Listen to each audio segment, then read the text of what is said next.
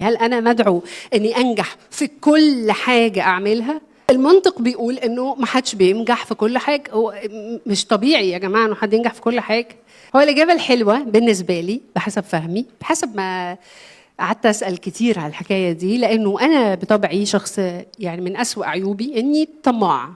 فأنا طموحة، يعني أنا عايزة أنجح في كل حاجة، وكنت أقعد أدبدب برجلي أنا عايزة أنجح في كل حاجة. وبناتي صغيرين كنت لما اروح اجتماعات المدرسه كانوا دايما يقولوا لي ايه، تيجي الاجتماع انت فاضيه؟ انت فاضيه للبنات؟ غريب يعملوها ازاي؟ انت فاضيه؟ طب غريبه قوي. ليه؟ لاني اتوصمت بالنجاح في العمل، فالمفروض في الصوره الذهنيه اللي الناس مصر عليها اني افشل مع اولادي لازم. والحاجه التانيه يا اما افشل مع جوزي، ما هو لازم حل.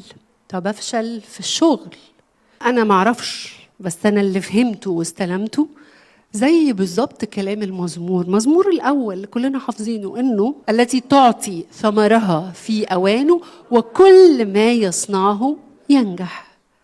روحوا بقى للترجمه الانجليش هتلاقيها كل ما يصنعه. روحوا للترجمه الاصليه اليونانيه كل ما يصنعه. هي مش ترجمه ولا فرق ترجمه ولا هي لخبطه، هي نجاح مشروط ليه مقدمات واضحه عباره عن ايتين طوال كده بيتحققوا، فكل ما يصنعه ينجح. يعني هي بلغه الكيمياء كده فورميلا. في ناس بتعمل كده وفي ناس في النص بتفشل وبعدين تنجح. وفي ناس تعريف النجاح بالنسبة لها غير تعريف النجاح. يعني أنا لو قلت السؤال ده لشباب عندهم 20 سنة، انتوا عارفين تعريف النجاح عند التينز ايه دلوقتي؟ لو ما عنديش فلوس أنا مش ناجح. فأنا ناجح وأنا مدعو للنجاح بغض النظر عن حجم فلوسي، وأنا مدعو أن كل حاجة أعملها تنجح بغض النظر عن تقدير الناس لنجاحي ده ولا لأ.